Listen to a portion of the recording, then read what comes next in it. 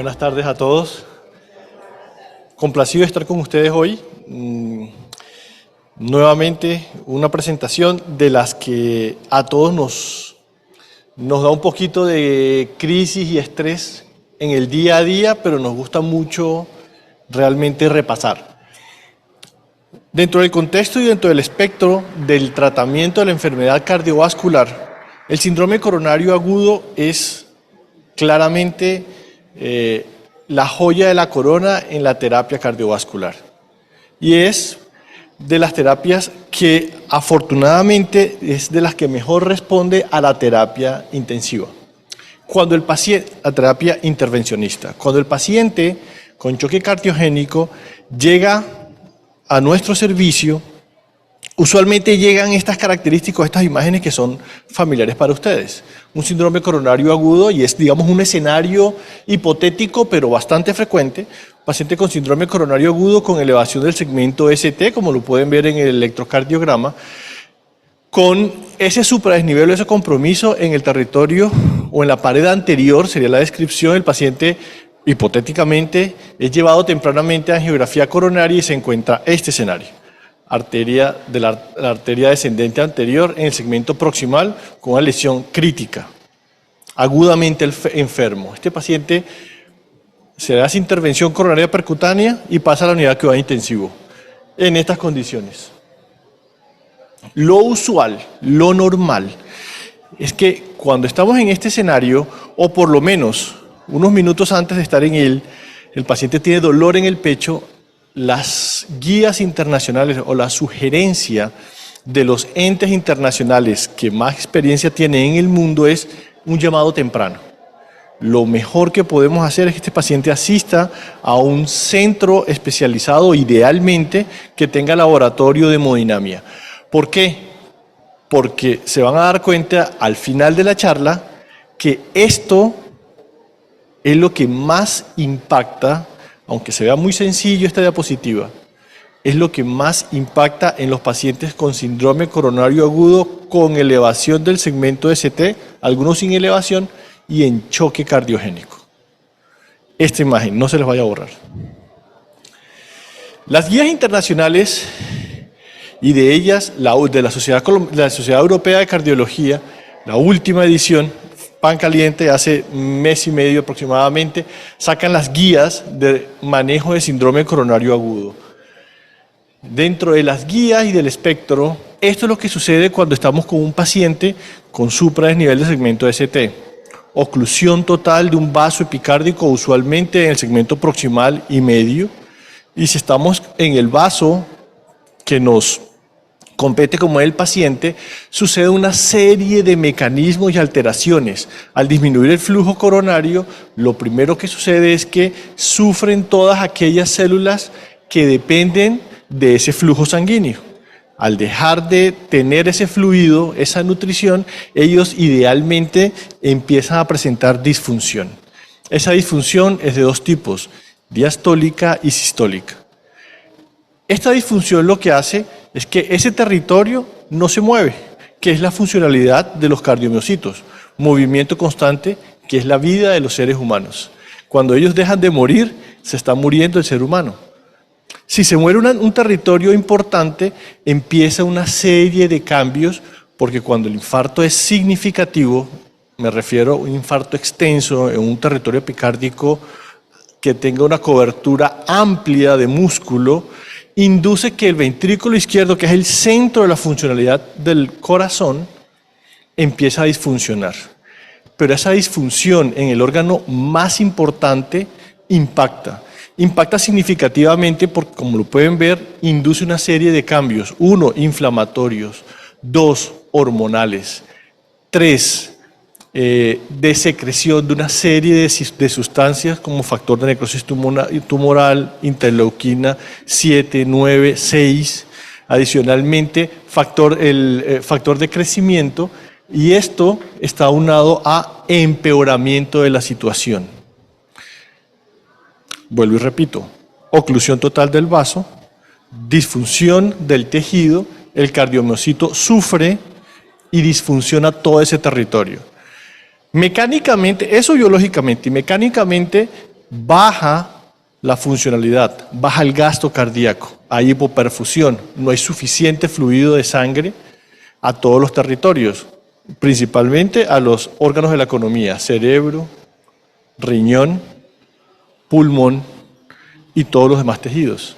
Y empieza una cascada de disfunción en todos ellos, que no se notan de inmediato, sino que se van notando de una manera progresiva. Cuando hay shock cardiogénico y estamos en este escenario, no es un síndrome coronario agudo sin elevación del ST, sin compromiso. No, la verdadera urgencia de todas las demás urgencias que necesita atención inmediata realmente sí o sí. El 6 a 8% de ellos son los que están relacionados con choque cardiogénico. Es decir, no son todos afortunadamente.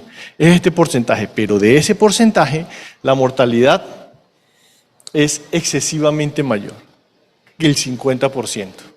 Es tirar una moneda al aire y mirar si cae cara o sello. Y dependiendo de eso, muy posiblemente ese paciente no va a fallecer, no va a sobrevivir.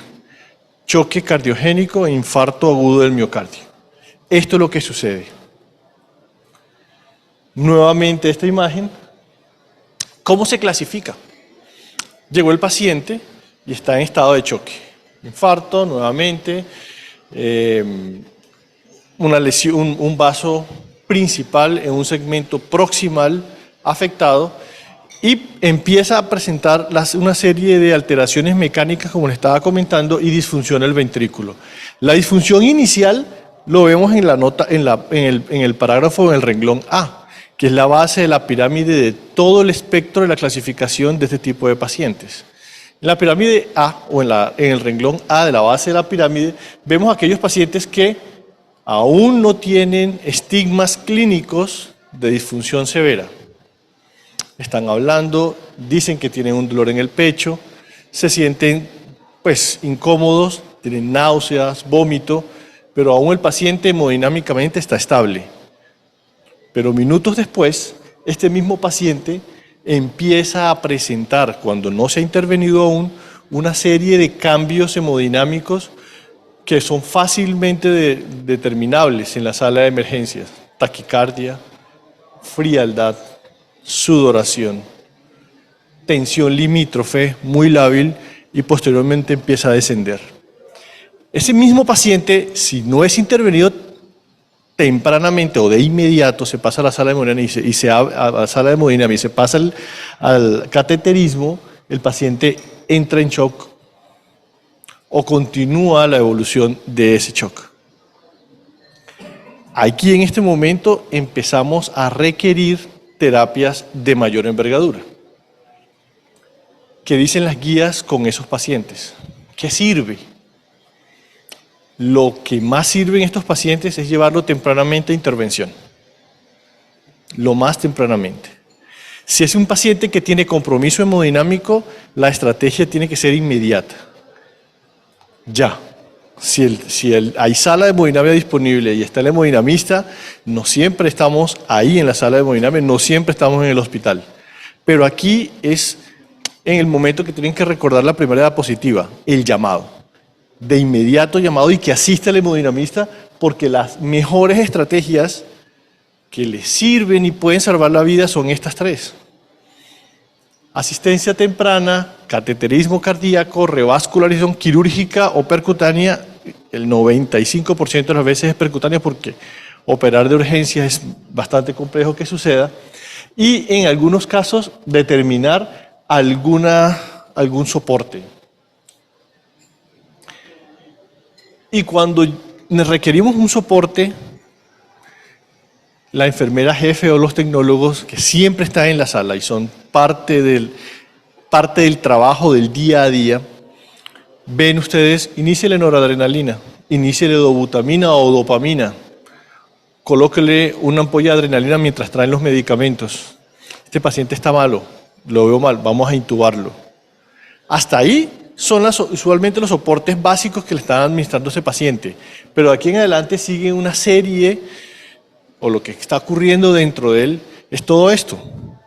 La disfunción mecánica, la isquemia cabalgante, ampliándose porque es una cascada permanente durante el transcurso del evento que induce o que sugerirían, además de ser llevado a la intervención, algunas estrategias. Han escuchado, y es normal para ustedes, que el paciente está muy mal y le dicen, traigamos el balón de contrapulsación, no sé si alguno de ustedes lo ha escuchado.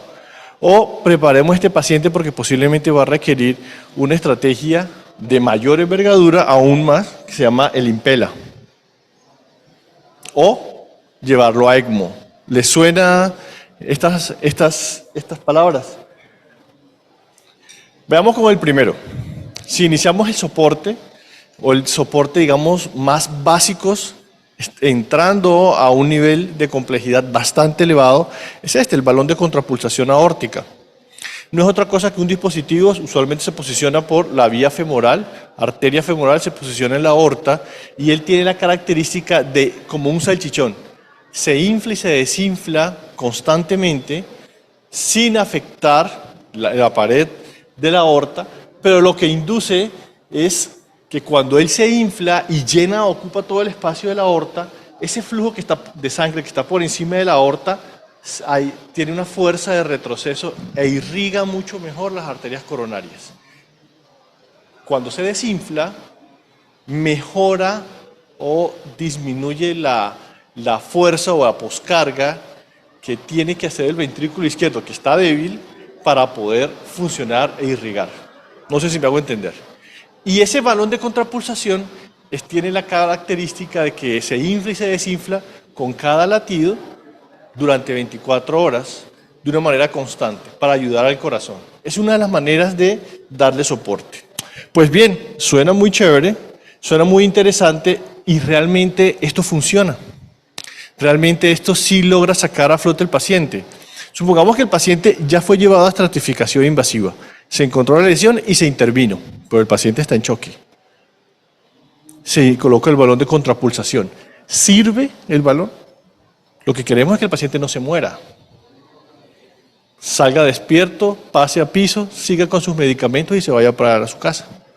Y siga su vida. Ese es el fin del intervencionismo cardiovascular en estos escenarios. Si funciona, se han hecho muchos estudios con pacientes en choque cardiogénico y se les coloca balón de contrapulsación aórtica. Está el paciente con noradrenalina, vasopresina, líquidos, está intubado, está en la UCI, ya tiene el vaso abierto y se le coloca el balón o se posiciona el balón. Lleva 24 horas. Se comparó el comportamiento de estos pacientes en las primeras 24, en las días de hospitalización, con aquellos pacientes que también llegaron con un infarto, que están en choque cardiogénico, que se le ha implantado, se ha hecho intervención, se coloca el stent, se administran los medicamentos para lograr soportarlo como noradrenalina, vasopresina, que son los vasopresores ideales en este caso, y se observaron en el tiempo 232 pacientes de este estudio. Se han hecho 4 aproximadamente con balón de contrapulsación. A los 30 días no hay ningún cambio. A pesar de una estrategia óptima, a pesar de una estrategia que le da fuerza al corazón, que le quita trabajo al corazón, que lo ayuda, no funciona, no cambia. ¿Qué otra opción tendríamos? Y es unas terapias de soporte, o la siguiente terapia de soporte, que es el Impella. ¿Conocen el Impella? Les voy a explicar a grosso modo. Este es el balón, que ya lo vimos, y estos dos se comportan como el Impella. Hagan de cuenta un pigtail, todos conocen un pigtail obviamente. Hagan de cuenta un pigtail grueso, un poco más grueso de lo usual. Él tiene el arco o el asa en el ventrículo, tiene a 2 centímetros un grosor y por dentro de él hay un motor, una doble hélice. Y posteriormente a esa doble hélice tiene unos orificios de salida. Esos orificios de salida ya están en la aorta. De tal manera que Impella, al accionarlo, es una turbina que chupa sangre del ventrículo izquierdo y la drena a la aorta. Hace un trabajo formidable le quita trabajo al corazón, mejora la resistencia, mientras el paciente logra salir a flote. Pues se han hecho varios estudios también con Impella, que es de lo más sofisticado que hay hoy por hoy en el mundo, existe, todavía se coloca, pero realmente funciona. Aquí está la situación. Es igual, paciente con intervención coronaria percutánea, stent, nitroglicerina, heparina, aspirina, más prasugrel, ticagrelor o clopidogrel, anticoagulación, beta bloqueador cuando es indicado,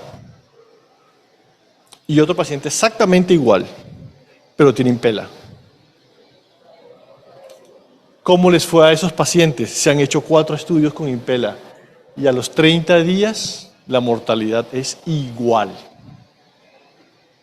Igual.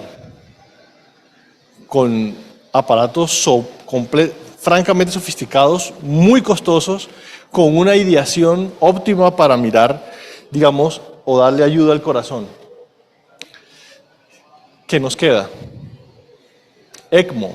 Todos han escuchado hablar del ECMO, muy popular ahorita en el COVID. Muchas personas se salvaron en COVID con ECMO, pero no eran porque tuviesen un infarto con elevación del segmento de CT y están en choque cardiogénico. Tienen un estado de shock refractario por algún otro motivo, o son pacientes que tienen una disfunción pulmonar severa que ayuda a mantener la oxigenación en el trayecto. Hasta ahí todo bien. Viendo todos los estudios, y antes de pasar a la siguiente diapositiva, podemos hacer aquí un resumen. Si ustedes se dan cuenta, esto está un poquito desviado. Voy a verlo. No. Si miran la primera porción, los pacientes que son llevados a intervención coronaria percutánea o revascularización, que son los primeros cuadritos, 2 cuadritos y un rombo que hay en la diapositiva, ven que eso... ¿Saben interpretar esta tabla? Va. Ustedes ven una línea, una columna sombreada, como café, como color café con leche. Y en la mitad una línea que va de arriba a abajo y la atraviesa. Epidemiológicamente, cuando se hacen algunos estudios, cuando los pacientes les va bien o es a favor de la estrategia que se está utilizando, usualmente ese grupo forma un punto, un rombo o un cuadro. Si ese rombo es el número de pacientes, si están a la derecha de la línea, están a favor de la estrategia que se está haciendo. ¿Vamos bien? Es decir, los pacientes en la primera columna ustedes ven 2 cuadros, un cuadro grande, otro pequeño y un rombo. Si ustedes ven, no tocan la línea, ¿cierto? Están todos hacia la derecha.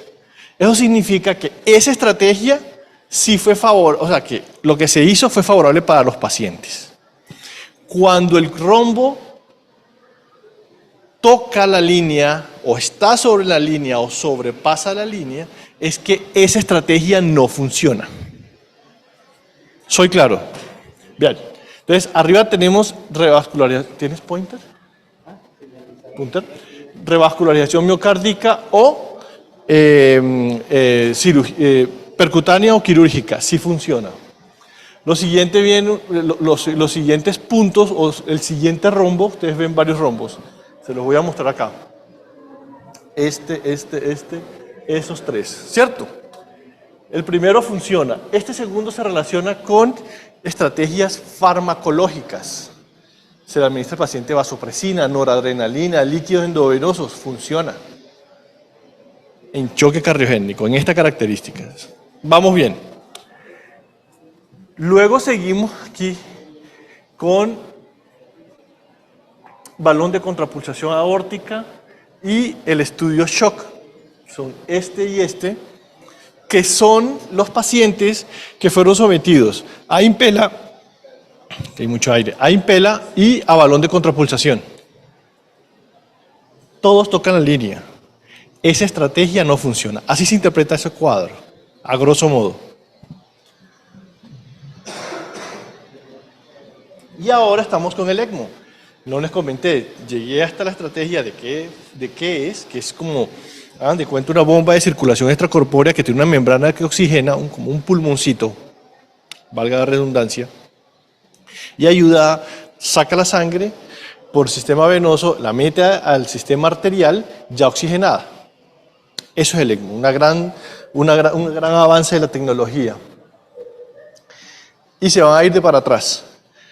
En este año, fueron publicadas las guías que les comenté el titular, fue ahorita en Ámsterdam hace muy poco, fue publicado este estudio que acaban de borrar, que es el estudio SSL Shock. Y ese estudio comparó este tipo de pacientes con pacientes a quienes algunos o a la mitad de ellos se les ha colocado el ECMO, o se han conectado el ECMO, y el otro...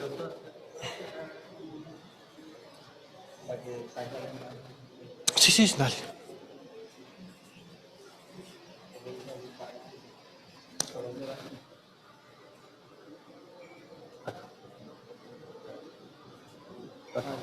Acá. Fueron conectados al dispositivo. Gracias. Y se evaluaron. Así como se evaluó la terapia farmacológica tiempo atrás, se evaluó adicionalmente la bomba, el balón de contrapulsación aórtica y adicionalmente se evaluó el Impella, todos dispositivos de gran envergadura, y se compararon con darle al paciente la misma estrategia, pero solamente terapia farmacológica. Pacientes exactamente iguales. Valga la redundancia, es el estudio más grande realizado hasta el momento en shock cardiogénico. El más grande. Ningún estudio ha tenido 400 pacientes en shock. ¿Cada cuánto ven un paciente en shock? Vimos las estadísticas. Aproximadamente el 6% de todos los síndromes coronarios agudos tienen shock. Son muy pocos realmente. Y poder reclutarlos y estudiarlos y tener, digamos, toda la estrategia y la infraestructura para poder clasificarlos y a unos utilizar una terapia y la otra no, terapias costosas, digamos, en un estudio bien robusto. No me digan qué pasó. Nuevamente, no hubo cambio en la mortalidad. Vemos el panorama cada vez más caótico, porque si no funciona el balón de contrapulsación aórtica, no funciona el Impella y tampoco funciona el ECMO, entonces, ¿qué funciona?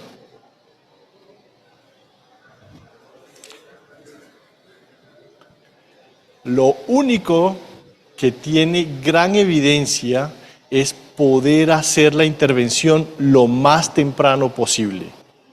Cuando el paciente tiene dolor y se sospecha que es un síndrome coronario agudo, la asistencia rápida para llegar a un centro que tenga la complejidad de realizar, tenga laboratorio de hemodinamia y tenga la complejidad de poder hacerlo, es de las condiciones que más impacta en salud en estos pacientes. Por encima del ECMO, por encima del Impella, por encima del balón de contrapulsación aórtico. Abrir el vaso lo más rápidamente posible. Hay una connotación, y eso también quiero ser claro.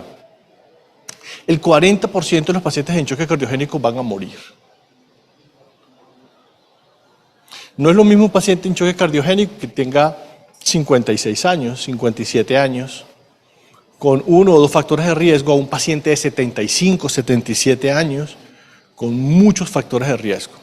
La manera de responder, de adaptarse a una situación crítica y de volver a recuperarse realmente es distinta. El choque cardiogénico, que es de lo que más mata, lo que podemos hacer es lo que hacen ustedes. Reciben el llamado de urgencias, hay un paciente muy malo, tiene un infarto, correr y hacer lo que hacen ustedes. Pasarlo rápido a la camilla, que tenga una venoclisis, mirar qué medicamentos ha recibido, estar con su médico, con su hemodinamista en la sala, apoyarlo en lo que él necesite y sacar al paciente adelante. No hay más. Ustedes son clave. en las estrategias de mejora que cambian la mortalidad de los pacientes.